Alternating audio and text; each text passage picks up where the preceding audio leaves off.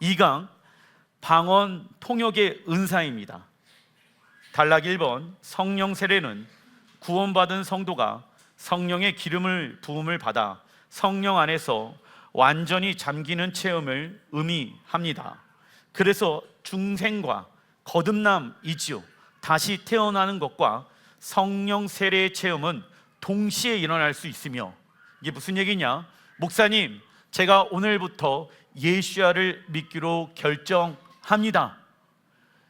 내 인생에서 정말 내가 의지해야 할 분은 주님 한 분이십니다 라고 하게 되어졌을 때, 나를 십자가에 죽이고 부활의 능력으로 다시 태어났다는 것을 믿는다라고 하면은, 여러분들, 우리는 중생을 얻었습니다.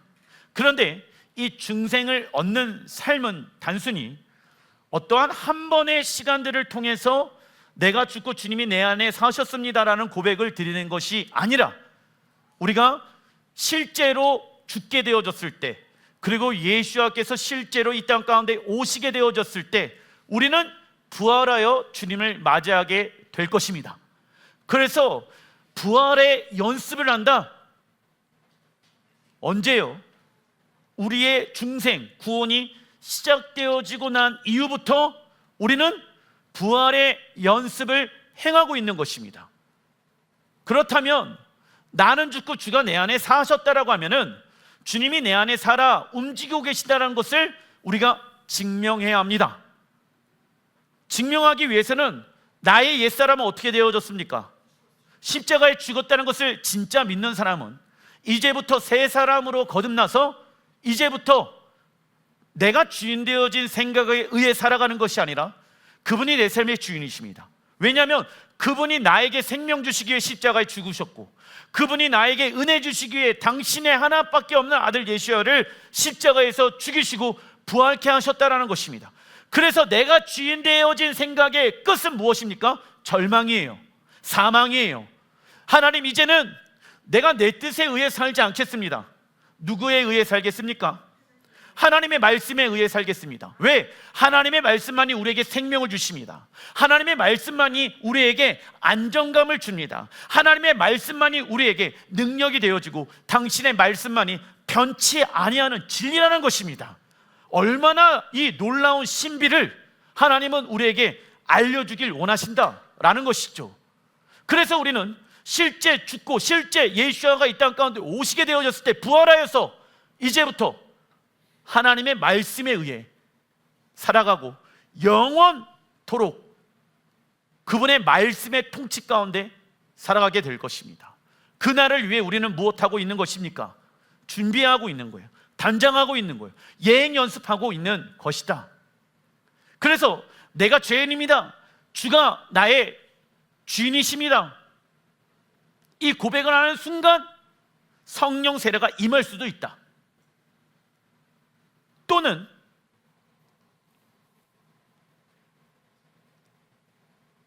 일정한 기간을 두고 일어날 수도 있다. 그래서 성령 세례의 어떠한 나타나는 현상은 무엇입니까? 뒤집어지고 떼굴떼굴 굴러다니고 하는 것도 있지만은 무엇이 터진다? 방언이 터지게 되어진다. 고린도전서 14장 2절의 말씀 읽어보겠습니다. 방언을 말하는 자는 사람에게 하지 아니하고 하나님께 하나니 우선 여기까지. 방언을 우리가 왜 해야 합니까? 사람한테 보이기 위한 것이 아니에요. 하나님께 올려드리기 위한 것입니다. 그리고 이는 알아듣는 자가 없대요. 영으로 비밀을 말함이라. 영으로 하나님의 비밀. 여러분들, 비밀은 누구에게 알려주는 것입니까? 친밀한 관계 가운데 있는 자들에게 하나님은 당신의 무엇을 알려주십니까? 비밀, 크고 비밀한 것들을 우리에게 알려주고 계신다. 그 비밀을 알기 위해서는 우리는 계속해서 하나님 앞에 무엇을 해야 됩니까? 방언, 기도해야 한다. 그런데 여기에서 중요한 것은 그 방언 기도하게 되어졌을 때 그냥 시간을 채우기 위해서 방언 기도를 하면 안 된다. 믿음을 들어서 하나님이 내 기도에 응답하고 계신다. 내 이 말은 누구에게 올라가는 말입니까? 하나님께 올라가는 말입니다. 그리고 지금 성령이 내 안에서 그 하나님의 크고 비밀스러운 이야기들을 계속 지금 뭐하고 계십니까? 말하고 계시는 것이다. 그래서 믿음은 들음에서 나는 거예요. 여러분들의 방언 기도를 하게 되어졌을 때 여러분들이 들릴 정도의 소리를 내서 기도하는 게 굉장히 좋은 것이다.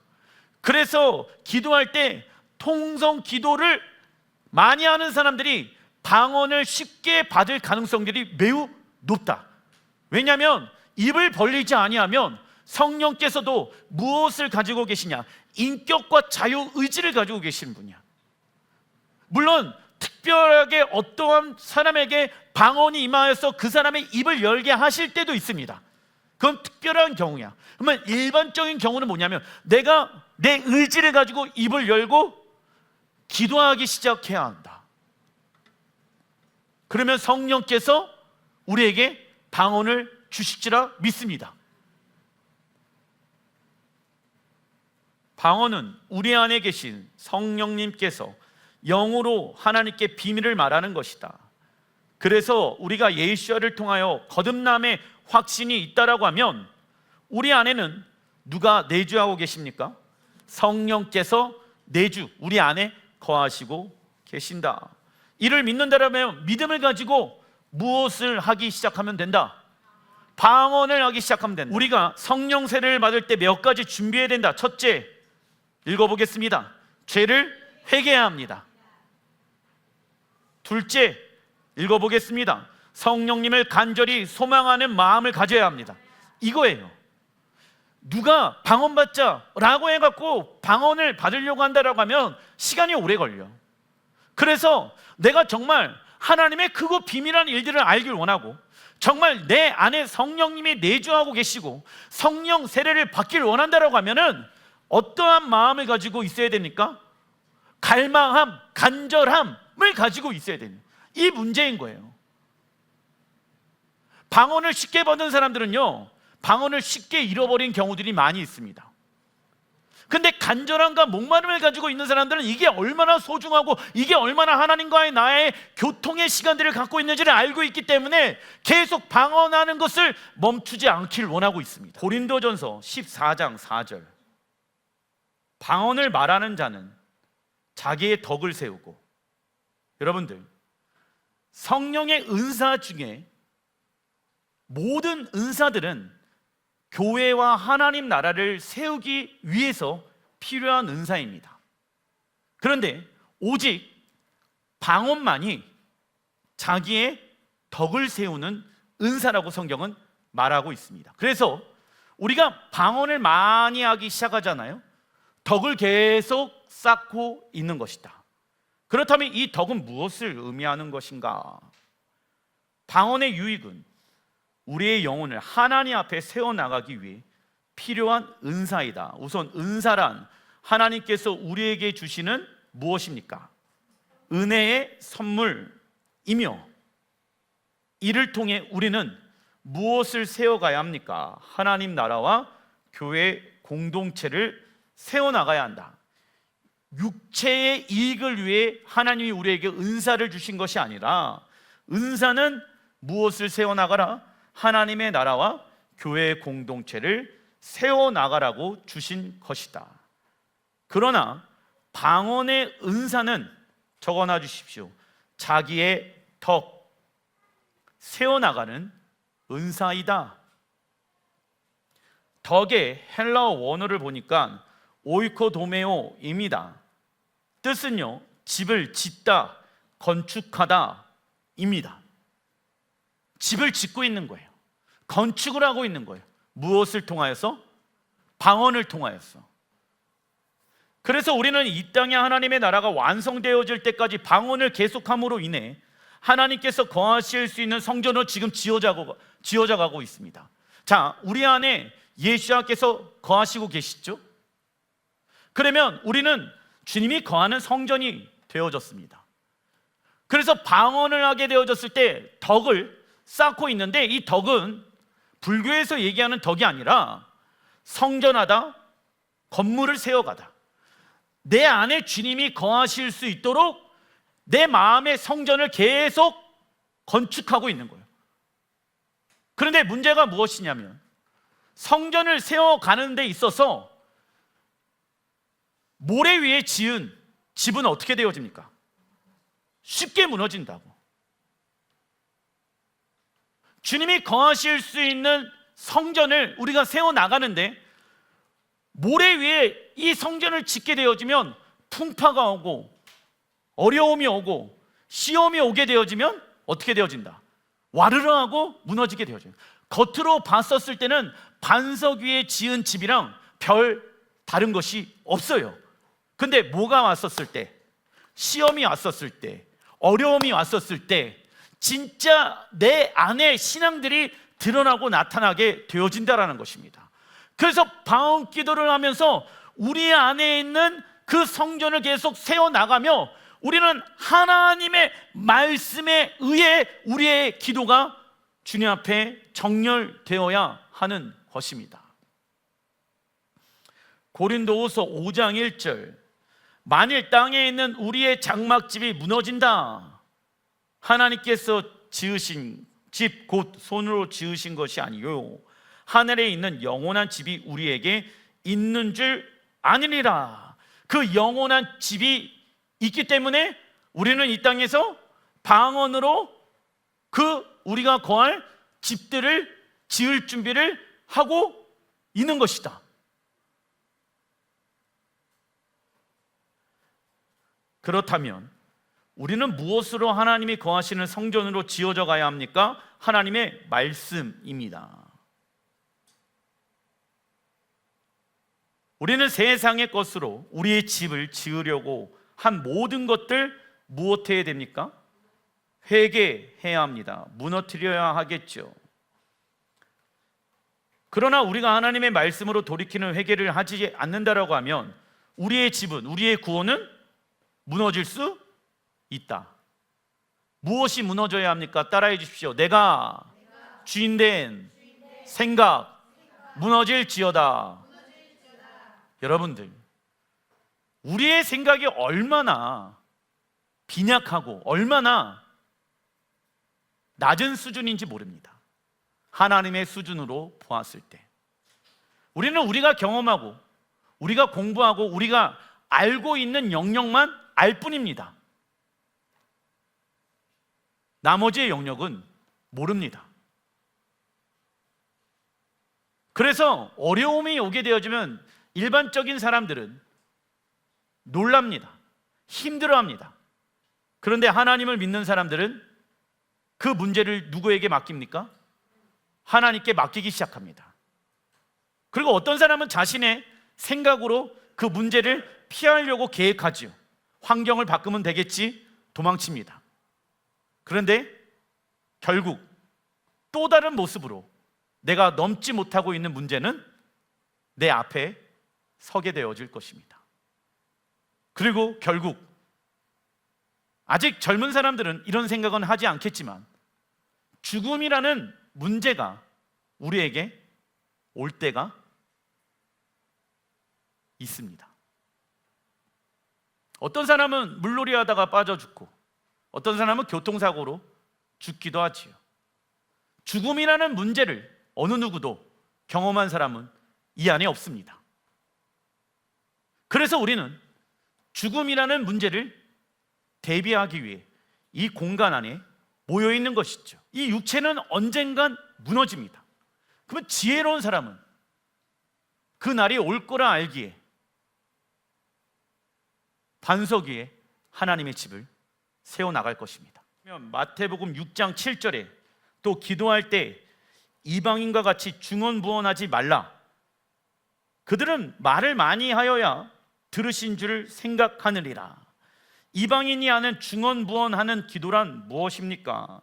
우선 이방인들은 자신들이 섬기고 있는 신에 대해서, 그 성품에 대해서 안다 모른다. 모르니까 무조건 정성을 쏟으면 내가 빌고 있는 그 신이 나의 문제를 해결해 주겠지라고 생각해요. 그래서 절도 하고 조공도 드리고 내 정성을 드리는 거야.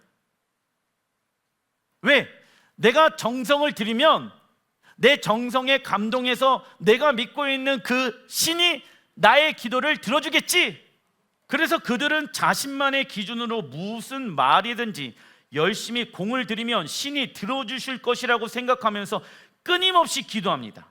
그래서 이방인의 기도의 특징은 기도할 때 어떠한 상태에서 기도할까요? 무감각. 그러나 그리스도인에게 기도란 무엇일까요?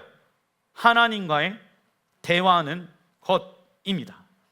기도란 하나님과 무엇하는 것이다? 대화하는 것이에요. 중언부언으로 하는 게 아니라 내 할 말만 다 하고 나서 그냥 돌아가는 게 기도가 아니에요. 기도는 대화인 거예요. 그래서 성령님의 세례를 통해 방언을 하고 방언의 통역의 은사를 받은 사람들은 여러분들 하나님과 대화하기 시작합니다. 방언으로 기도하잖아요. 믿음으로.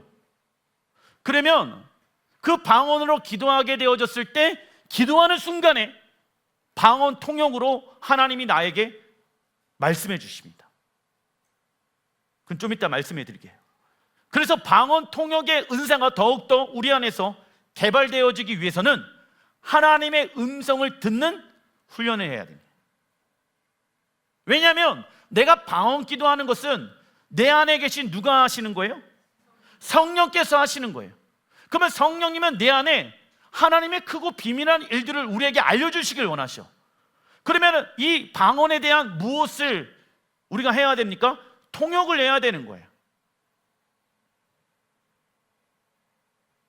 히브리서 11장 6절에 읽어보겠습니다. 믿음이 없이는 하나님을 기쁘시게 하지 못하나니 하나님께 나아가는 자는 반드시 그가 계신 것과 또한 그가 자기를 찾는 자들에게 상 주시는 이심을 믿어야 할지니라. 아멘. 우리는 하나님의 말씀에 근거로 기도해야 하며 우리의 방언은 우리 안에 계신 성령님께서 영으로 하나님께 비밀을 말하는 것이라고 믿어야 합니다. 이 믿음의 문제예요. 믿지 아니하면 방언하는 것을 자꾸 주저하고 방언을 하지 못하게 되어지는 거예요. 이걸 믿어야 되는데 왜냐하면 무엇이 없이는 하나님을 기쁘시게 하지 못한다. 믿음입니다. 내가 지금 방언하고 있는 것이 내 안에 계신 성령께서 말하고 계시는 것이고 하나님의 크고 비밀한 것들을 우리에게 알려주고 계신다. 이러한 간절함과 소망함의 마음을 가지고 있어야지, 이 믿음을 가지고 있어야지 방언의 은사도 받고 방언 통역의 은사도 받게 되어지는 것입니다. 그래서 나는 하나님의 크고 비밀한 일들을 알기 원해요. 하나님과 친밀한 관계를 더욱더 알기를 원해요. 그런 사람들은 무엇을 사모할까요? 방언 은사를 사모하고 방언 통역의 은사를 사모하기 시작합니다. 기도의 시간을 채우기 위해 방언으로 기도할 때가 있습니다. 그러나 그 기도에는 믿음이 실려 있지 않기 때문에 그는 기도 생활에 대한 흥미를 가지지 못하게 되어집니다. 왜냐하면 기도는 하나님과의 무엇이에요? 대화이잖아. 근데 하나님과의 대화의 시간 안에서 방언은 내 안에 계신 성령님과 하나님과의 그 대화에 연결을 해주는 은사인데 그분에 대한 친밀함의 마음이 없다라고 하면은 기도에 대한 흥미가 있다 없다. 기도가 재미없는 거야. 기도라고 생각하면 언제까지 기도해야 돼? 힘들어. 목사님 맨날 10분만 기도하면 나 기도할 거 없는데요. 왜 그러는지 아세요? 왜 그러냐면 하나님이 어떤 분이지? 하나님과 대화하면 여러분들 생각해요. 천지를 만드신 하나님과 무엇해요 지금? 여러분들 이재명 대통령이랑 통화만 한다고 하더라도 좋을까요 안 좋을까요? 좋겠죠? 그런데 하나님과 통화를 해. 야, 내가 너에게 비밀을 알려주노라. 얼마나 좋아요, 그죠? 싫어요? 좋죠. 근데 어떤 사람은 스팸, 하나님 나에게 말 걸지 마십시오. 나는요, 세상이 더 좋아요. 나는요, 내 생각이 맞는 것 같아요. 그러지 마세요. 인간이 얼마나 연약하고 부족한 존재인지 여러분들이 아셔야 됩니다. 이 말을 하면 어르신들은 이해를 해. 자기가 얼마나 부족하고 자기가 얼마나 연약한 존재인지를 알아. 그 깨달음이 젊었을 때부터 있기를 바랍니다. 고린도전서 14장 5절, 만일 방언을 말하는 자가 통역을 하여 교회의 덕을 세우지 아니하면, 자, 방언을 말하는 자가 무엇을 해야 된대요? 통역을 해서 무엇을 세워가야 된다?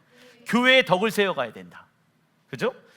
예언하는 자만 못하나리라. 반대로 얘기하냐면 예언하는 것보다 더 위대한 게 뭐냐? 방언이고 방언을 통역하는 거야. 할렐루야. 그래서 뭐 자꾸 뭐가 보인다, 뭐 예언하고 환상 계시 얘기하는 것보다 더 위대한 사람이 뭐다? 방언을 하고 방언을 통역하는 사람이 교회를 세워가는 거야. 왜냐하면 예언 사역은 제가 나중에 말씀을 드리겠지만 예언의 은사는 많이 맞춰봤자 60%가 되어지지 않아. 가장 뛰어난 사람이라고 하더라도. 그리고 당장 그 일들이 일어날 수도 있겠지만 시간이 5년, 뭐 10년 지나갈 수도 있기 때문입니다. 왜냐하면 하나님은 당신의 일들과 계획들에게 선지자에게 맡겨 놓으시고 나서 그 선지자가 그 말들을 선포하길 원하거든. 그런데 당장 그런 하나님의 일들이 나타나게 되어지면 심판과 함께 일어나기 때문에 하나님은 우리에게 무엇의 시간들을 주길 원하십니까? 회개의 시간들을 주시는 거야. 그 말씀이 이루어질 수 있도록, 정렬할 수 있도록, 준비할 수 있도록 시간들을 주는 거야. 그래서 예언자들이 5년, 뭐 1년, 10년 주기로 선포하는 이유가 그 안에 담겨져 있습니다. 13절 읽어보겠습니다. 그러므로 방언을 말하는 자는 통역하기를 기도할지니, 나와 있죠? 방언을 말하는 자는 통역하기를 무엇하라? 목사님, 나는 방언 통역의 은사는 받지 못한 것 같은데요. 그 이유는 무엇이냐면 방언 통역에 대해서 무엇하고 있지 않아요. 기도하지 않잖아. 방언도 기도해야지 받을 수 있잖아요. 방언 통역도 뭐래요? 방언을 말하는 자는 통역하기를 기도하라. 할렐루야. 14절, 내가 만일 방언으로 기도하면 나의 영이 기도하거니와, 그런데 방언으로만 기도하면 나의 마음은 무엇을 맺지 못한대요? 이게 무슨 말일까? 왜 방언으로만 기도하면 열매를 맺지 못하는 것이지? 그거에 대해서 알려드리겠습니다. 거듭난 우리가 방언으로 기도하기 시작하면 우리 안에 계신 성령님은 우리를 위해 함께 기도하십니다. 성령님은 우리의 기도를 인도해 주시며 우리의 기도의 내용이 무엇과 일치하게 하십니까? 적어놔 주십시오. 하나님의 뜻과 목적, 하나님의 뜻과 목적에 일치하게 한다. 더 이상 육체의 문제로 인해 기도하지 않게. 왜? 내 안에 계신 성령께서는 나에게 가장 지금 필요한 기도 제목이 무엇인지 안다, 모른다. 야, 너에게 지금 가장 필요한 건 뭔지 아니? 하나님의 뜻과 하나님의 목적이야. 할렐루야. 먼저 그의 나라와 그의 의를 구하는 게 너의 우선순위가 돼야 돼. 그리하면, 따라해 주십시오. 그리하면 너희에게 모든 것을 더하리라. 할렐루야. 이 영적 질서에 맞게끔 기도해야지 하나님이 우리 자녀의 문제도 해결해 주고 우리 남편과 아내의 문제도 해결해 주고 우리 집안의 문제도 해결해 준다라는 거야. 그러려면 우리가 그분의 질서 안으로 들어가서 먼저 그의 나라와 의를 구해야 된다고. 그래서 우리 안에 계신 성령님은 우리가 방언하기 시작하게 되어졌을 때 더 이상 우리의 육체의 문제를 위해 기도하지 않게 하시고 우리의 영이 하나님의 뜻과 목적이 무엇인지를 알게 하십니다. 그래서 맨 처음에는 문제 해결 기도했는데 하나님 지혜를 주시는 거야. 가서 네 집에 들어가서 기도해라. 아니요, 문제 해결이요. 기도해라, 선포해라, 믿음의 말을 해라. 이것부터 말씀하시겠죠, 대부분. 그런데 14절을 보게 되어지면 방언 기도를 통역하지 않는다라고 하면 우리의 마음이 열매를 맺지 못한다라고 말씀합니다. 즉, 읽어보겠습니다. 우리가 믿음으로 방언 기도하고 이를 통역하게 되면 우리를 향한 하나님의 뜻과 목적이 우리의 마음 가운데 풀어져 우리의 생각으로 이해하게 되어지며 우리의 육체는 열매를 맺게 되어지는 것입니다. 할렐루야. 기도는 뭐예요? 방언도 기도잖아. 그러면 기도는 하나님과 대화란 말이에요. 그러면 방언 기도하게 되어졌을 때 하나님이 내게 주시는 마음이 있다 없다? 있다라는 거예요. 그러나 방언 기도만 하다 보면 우리의 생각과 마음으로 하나님의 뜻과 목적을 인지하지 못하고 있기 때문에 우리는 열매를 맺지 못하게 되어집니다. 그래서 이제 뭐 방언 기도는 막 1시간, 2시간 하는데 막 은사가 풀어지고 막 그러는데 성격이 못됐네. 아니면은 뭐 정말 육신에 문제가 있네. 세상의 것을 끊지 못하네. 그 사람은 지금 뭐 하고 있는 거야? 방언 기도만 하고 있는 거야. 그 사람은 열매를 맺지? 하나님과 지금 인격적인 대화가 돼요, 안 돼요? 그 사람은 이방인의 중언부언하는 거일 수도 있다는 거야. 그걸 분별해야 되는 거예요. 그래서 무슨 정리가 필요한지 아세요? 좀 이따 얘기하지만 마음의 정리, 생각의 정리가 필요한 거야. 왜냐하면 우리의 마음은 뭐예요? 예수님 말씀하신 네 마음은 갈대와 같구나, 베드로에게. 근데 네 마음은 반석이 돼야 된다. 흔들리지 말아야 된다. 그래서 사도 바울은 13절에 방언을 말하는 자는 적어놔 주십시오. 무엇을 받기 위해 기도하라? 방언 통역의 은사. 그리고 사도 바울은 방언 통역을 경험할 수 있는 방법들을 소개해 줍니다. 고린도전서 14장 15절 읽어보겠습니다.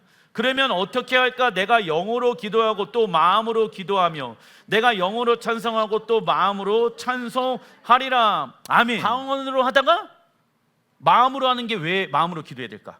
방언 기도하다가 성령의 통역의 은사가 있잖아. 그러면 그 주시는 마음들을 뭐 해야 돼? 묵상하고 생각하고 선포해야 되는 거야. 그리고 하나님께서 계시로 어떠한 그림으로 어떠한 문장으로 단어로 말씀하시니까 그걸 받아야 될 거 아니야. 그러니까 멈췄다 다시 나에게 주시는 어떠한 감동을 방언으로 기도하고 또 마음으로 기도하고, 그러다가 어떠한 단계로 넘어갑니까? 마음으로 찬송하고 영으로 찬송하게 돼요. 하나님이 주시는 어떠한 감동의 영역들을 영으로 풀어내기 시작합니다. 그런데 이게 이러한 훈련들을 많이 하는 사람들은요, 즉각적으로 하나님의 마음들을 기도로, 마음들을 노래로 풀어내는 거야. 그래서 우리가 가끔 보다 보면은 새 노래로 주님을 찬양하잖아. 방언으로 찬양하잖아, 맨 처음에는. 왜? 그분의 영이신 성령께서 우리 안에서 마음껏 일하실 수 있도록 내가 방언으로 기도하는 거예요. 그게 뭐냐면 마중물 같은 거야. 옛날에 보게 되어지면은 물을 넣어야지만이 물 펌프를 통해서 이 물이 올라올 수가 있잖아요. 내가 방언 기도를 하기 시작하게 되어지면 우리 안에 계신 성령께서 일하시기 시작한다는 거예요. 그래서 우리가 같이 예배하게 되어졌을 때 어떤 사람은 워십으로, 어떤 사람은 찬양으로, 어떤 사람은 악기로 할 때 방언 기도하고 새로운 대한 하나님의 어떠한 단어들과 문장들과 하나님의 성품들을 성령께서 우리에게 계시해 주시잖아요. 그걸 노래로 또 풀어내잖아. 이해되세요? 이러한 것들을 계속 하다 보면은 즉각적으로 방언의 통역의 역사들이 풀어지기 시작하는 것이에요. 옛날에는 시간이 걸렸어. 방언의 통역의 은사도, 방언도. 그런데 즉각적으로 하나님의 말씀들이 풀어지는 게 예언의 은사인 거예요. 그래서 방언 통역과 예언의 은사와 하나님의 음성을 듣는 것은 서로 연결되어져 있는데, 이 모든 것들은 무엇이 중심이 되어야 하냐면, 은사는요, 하나님과의 친밀한 관계예요. 비밀스러운 것들이야. 하나님은 당신의 선지자들에게 비밀한 것들을 알려주신, 비밀한 것들은 아무에게 알려주는 게 아니야. 그분과 친밀한 관계를 맺고 있는 사람, 주님과 함께 동행하는 사람, 십자가의 길을 가고 있는 사람들에게 우리의 가정에 하나님이 원하시는 기도의 제목들을 알려주신다고. 믿음이 없는 사람은 그 기도 제목을 잘 몰라. 그래서 기도하는 엄마는 우리 자식의 문제가 뭔지를 알아야 된다. 우리 남편의 문제가 뭔지를 알아야 된다. 내 아내의 문제가 무엇인지 알아야 된다. 왜냐하면 하나님의 비밀을 알고 있는 사람이잖아. 그걸 육으로 반응하면 안 돼. 돈이 없어서 우리 집이 목사님 이렇게 어려운 것 같아요. 아니에요. 돈의 문제가 아니라니까. 영의 문제예요. 그러면 그 비밀한 것들을 묻고 푸는 권세를 누구에게 주셨습니까? 우리에게 주셨단 말이야. 그걸 가지고 기도해야 되는 거예요. 그러면 여러분들의 가정에 그 밥그릇조차도, 국그릇조차도 복을 받습니다. 그게 성경에 나와 있는 복의 자녀들의 모습인 거예요. 근데 육의 사람은 그게 아내 때문에, 그게 남편 때문에, 그게 부모의 기도 때문이라는 것을 안다 모른다. 지가 잘난 자로 지가 잘난 자. 이게 문제라고. 자기가 잘나서 그 자리에 있는 것 같습니까? 기도하는 한 사람만이라도 여러분들 가정 가운데 있다라고 하면 여러분들이 잘 되는 거 그 기도하는 사람 때문입니다. 그리고 그 뒤에 일하시는 하나님이 우리의 기도를 듣고 계신다는 것을 아셔야 합니다.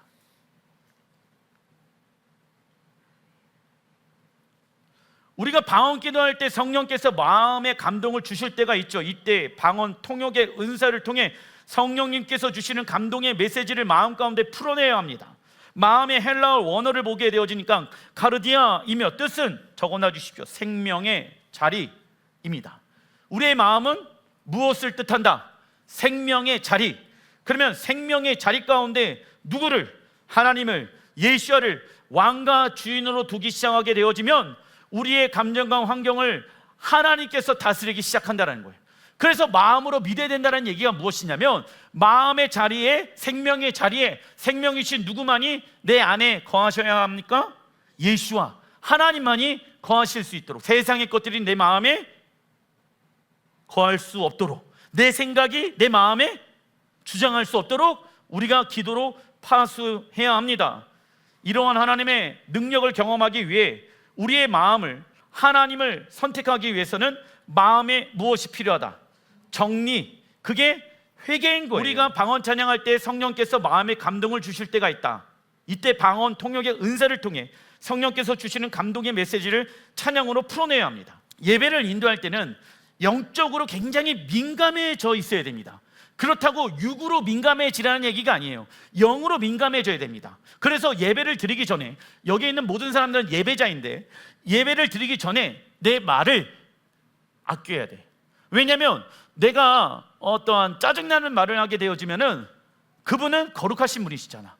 그러면 내가 입술을 통해 거룩하신 하나님을 찬양해야 되는데 그분이 내 입술 가운데 거하실 수 못할 수도 있네. 그러니까 감정, 생각, 뜻, 마음의 영역들 모두 다 예배를 드리러 오기 전에는 조심해야 된다고. 그러한 상태에서 1시간 동안 예배 연습을 해. 그러면 예배를 인도하는 사람은, 워십을 인도하는 사람은 미리 그런 마음을 가지고 준비가 되어져 있기 때문에 어떠한 워십을 하고 어떠한 노래를 할 것인지 그 연습 때 하나님께서 주시는 마음들이 있습니다. 그래서 실전의 시간들이 딱 되잖아요. 그러면은 그게 처음 하는 사람들은 쉽지는 않을 수 있겠지만 하다 보면 그게 너무나도 편안하게 되어집니다.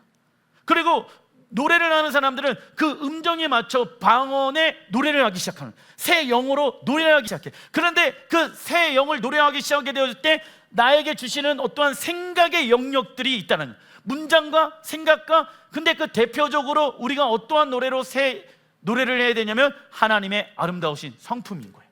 그래서 어떤 사람은 거룩을 외치고, 어떤 사람은 신실함을 외치고, 어떤 사람은 존귀함을 외치는 거예요. 어떤 사람은 그분의 사랑을 외치는 거예요.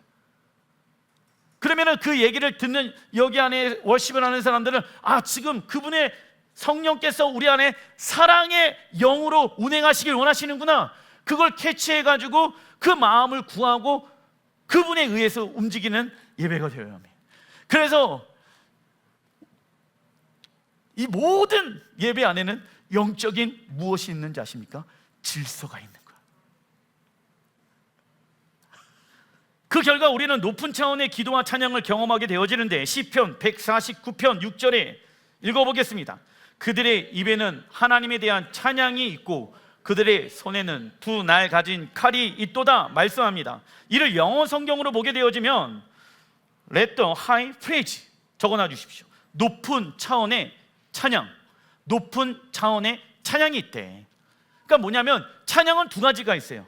그냥 우리가 노래하는 거 있잖아요. 근데 높은 차원은 하나에만 집중되어져 있어요. 예수밖에. 뭐 자막, 뭐 어떤 박자, 노래 이런 거가 중요하지가 않아. 그분의 임재 앞에 사로잡혀 있어. 누가 왔어? 그건 중요하지가 않아. 그분이 오셨어요. 그분께 집중하기 시작하는 거예요. 그래서 그분의 임재 안으로 충만한 거예요.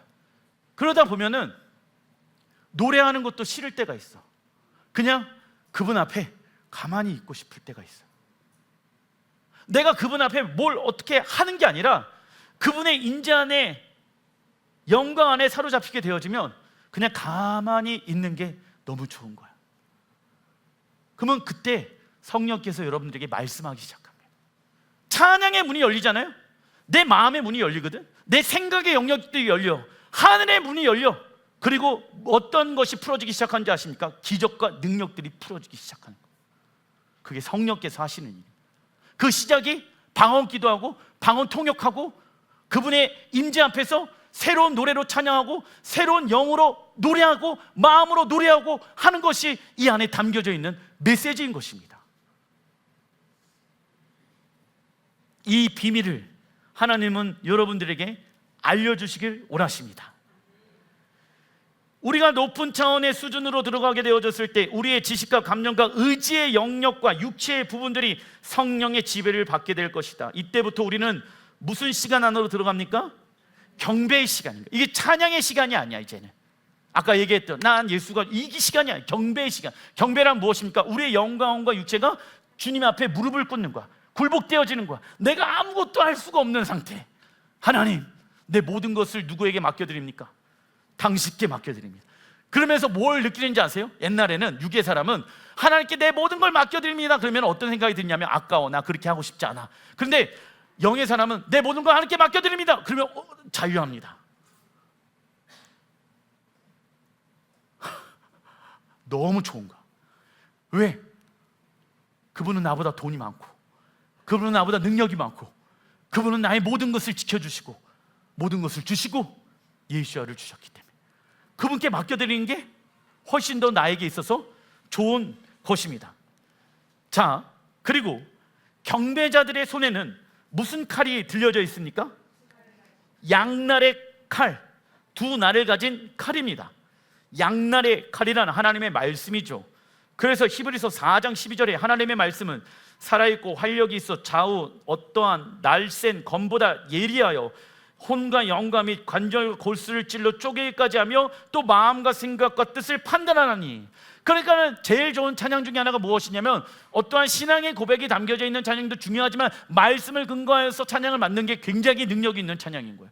그리고 새 노래를 풀어내게 되어졌을 때는 여러분들이 말씀을 묵상하고 오셨을 거 아니야. 그러면 그 말씀을 묵상한 내용들을 풀어내는 게 굉장한 양날의 능력의 칼이 되어진다.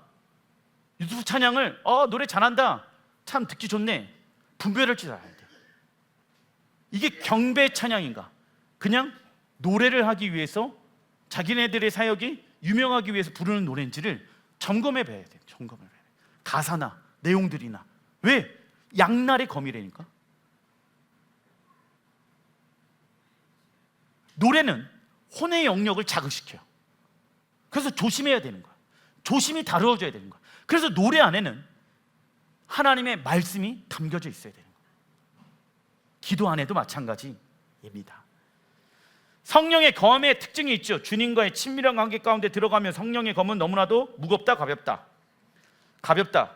어느 누구도 이 검을 내려놓을 수 없겠지요. 하지만 이 검을 내려놓을 수 있는 방법이 있습니다. 그것은 무엇하는 것입니까? 주님과 멀어지면 멀어질수록 성령의 검은 무거워져서 내려놓을 수밖에 없다. 그래서 이런 거예요. 목사님, 주의 뜻대로 살아가는 게 너무 힘들어요. 지금 나와 하나님과의 관계가 멀어져 있다라는 거야.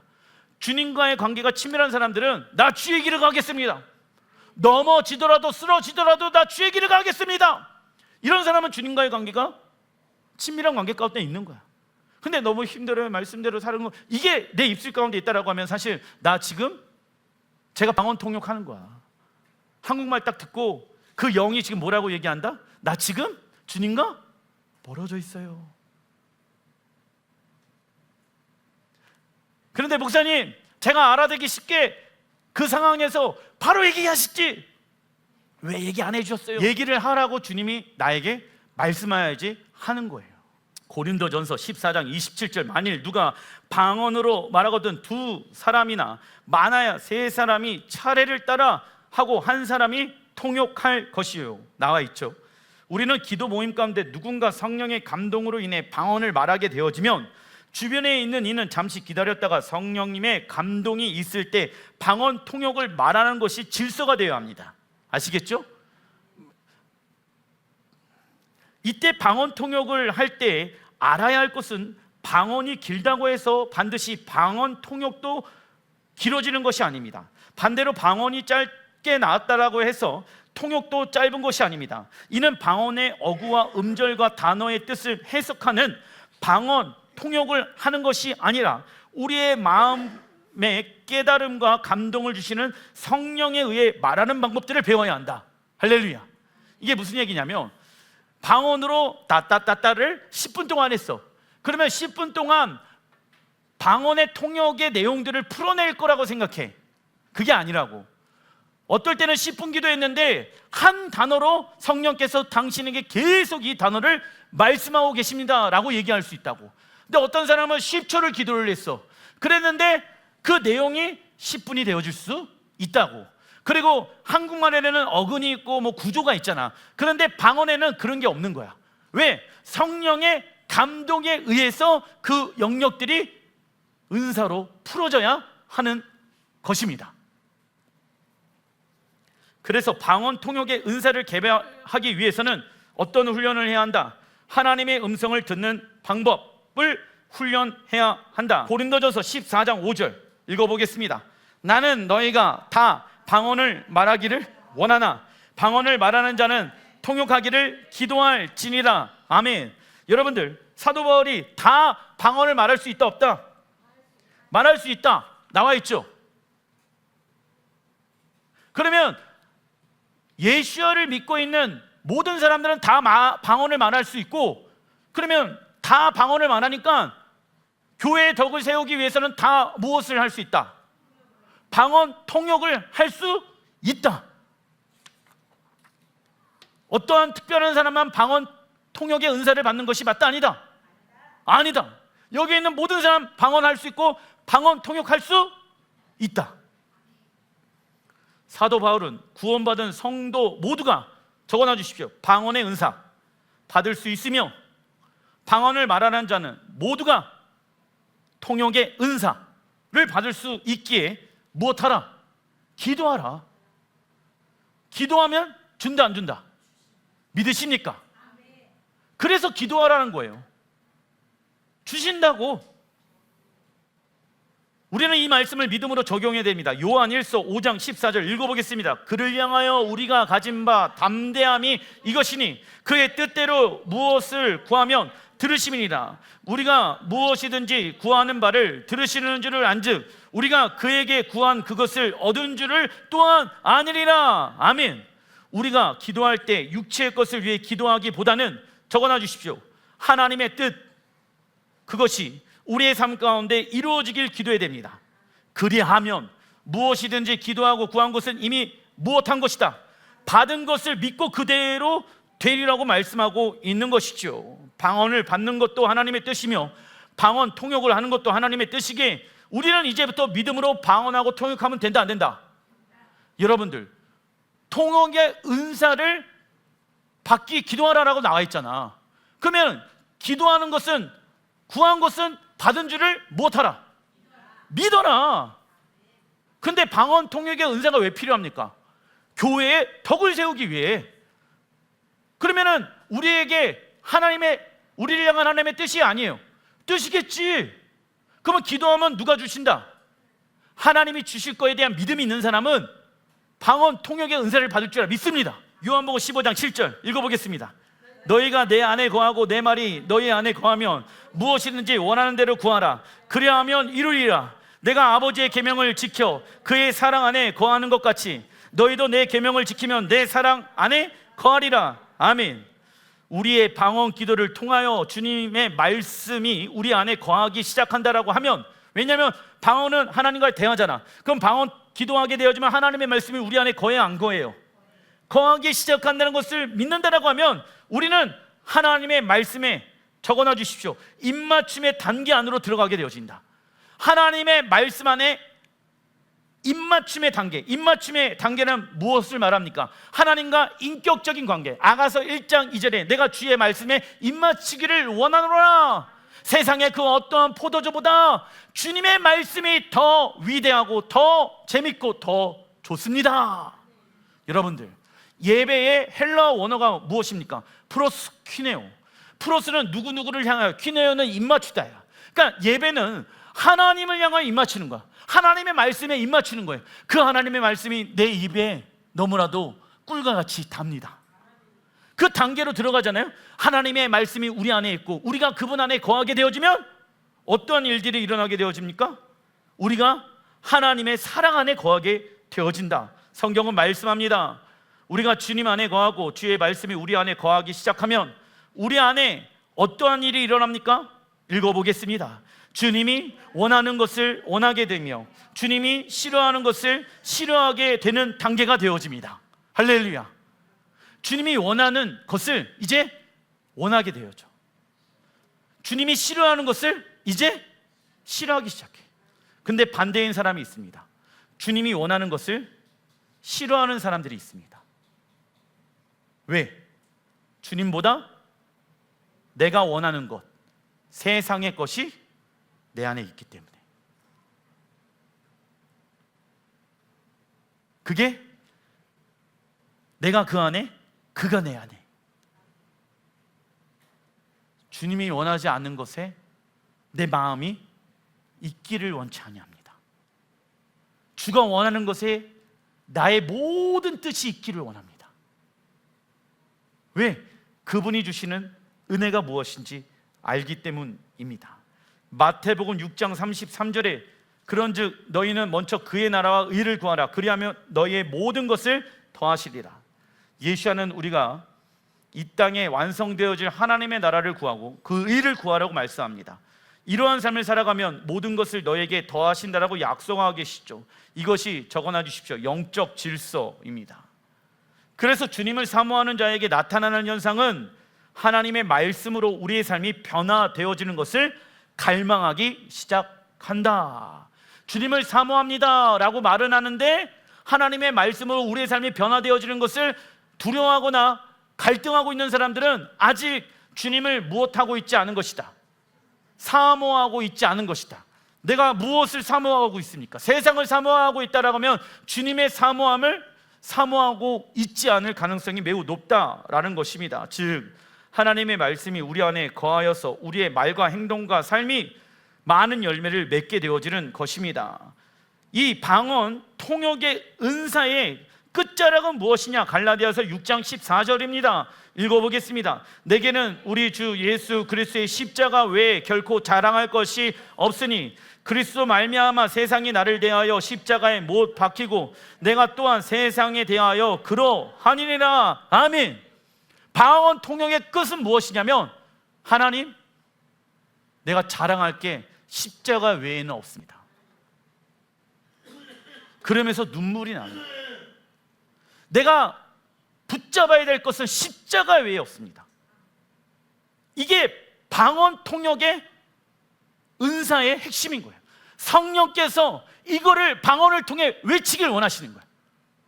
그러면 하나님의 말씀을 알고 있어야 되잖아. 묵상하고 있어야 되잖아. 그래서 하나님의 말씀을 묵상하고 날마다 주야로 그 말씀을 묵상하고 입맞추고 하는 게 굉장히 중요한 거예요. 은사를 풀어내는 데 있어. 성령의 방언의 은사를 말씀 알게 보면 은사가 안 풀어져요. 왜? 하나님은 무엇이다? 말씀이시니라. 말씀을 통해서 통역을 풀어내신다고. 성령을 통해서. 그래서 입맞춤의 단계 안으로 들어가잖아. 그러면 무엇을 깨닫게 하시냐면 성령께서는 내가 자랑할 것은 십자가 외에 다른 것이 없습니다. 그러면서 눈물이 날 수밖에 없는 거예요. 여러분들, 누가 그러더라고요. 영의 사람이 눈물이 마르면 영적인 빨간불 등이다. 언제 울어보셨습니까? 이걸 점검해 봐야 돼요. 사람들은 강해지고 싶어 합니다. 하지만 그곳에선 무엇이 없을까요? 샬롬이 없습니다. 은혜가 없죠. 왜냐하면 강해지려면 약한 자를 밟고 올라서야 하기 때문입니다. 이것이 사단이 만들어 놓은 사회 구조입니다. 그래서 우리가 드러나고 우리가 나타나게 되어진다라고 하면 그것은 무엇으로 가득할 수밖에 없다.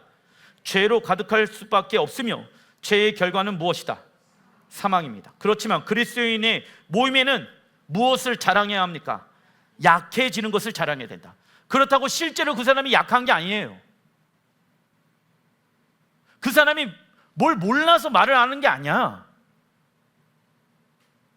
내가 죽고 주가 내 안에 사셔야 되기 때문에 약한 자로 여기며 사는 것이죠. 그러면 그곳에는 무엇이 있을까요? 샬롬이 있습니다. 그리스도인에게 인생이란, 세상 사람들은 인생을 뭐라고 해야 합니까? 야, 인생 별거 없어.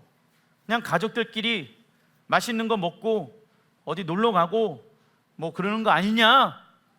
사실 인생 별거 없는 게 핵심이요. 에? 그런데 그리스도인에게 인생이란, 적어놔 주십시오. 나를 십자가에 죽이는 시간입니다.